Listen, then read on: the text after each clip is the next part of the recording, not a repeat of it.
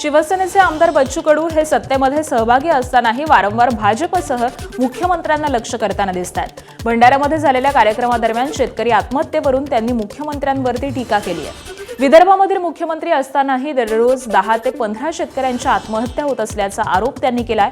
कर्जमाफीमध्ये शेतकऱ्यांची फसवणूक झाल्यास खपवून घेणार नाही असा इशारा देखील बच्चू कडूंनी दिलाय।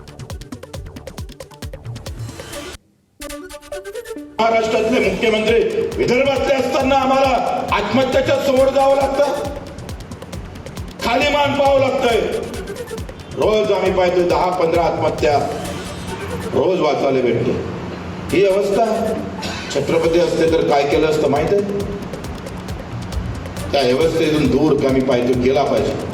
छत्तीसगडमध्ये 3100 रुपये भाव भेटतं आणि आम्ही 88 वर जात नाही। 2300 रुपये भाव आणि तिथं आम्ही 500-600 रुपये एका क्विंटल मागे बोनस येतो। 28 आणि 27च्या वरती धानाले भाव भेटत नाही। काय हे बोलायचं नाही, हे बोलायचं नाही, सत्तेत आहे म्हणून चूप बसायचं। त्यांना पूर्ण फसगत होत नाही, लक्षात घ्या। असं नाही आहे की कोणाला लाभच होत नाही, काही दुरुस्त्या करणं आवश्यक आहे आणि त्या दुरुस्तीसाठी आम्ही मुख्यमंत्र्यांना भेटणार आहोत, आमचे नेते शिंदे साहेबांना भेटणार आहोत। अधिवेशनात सुद्धा त्याचा आवाज उचलू आणि नाही झालं तर पुन्हा आम्ही आहेच लढाले।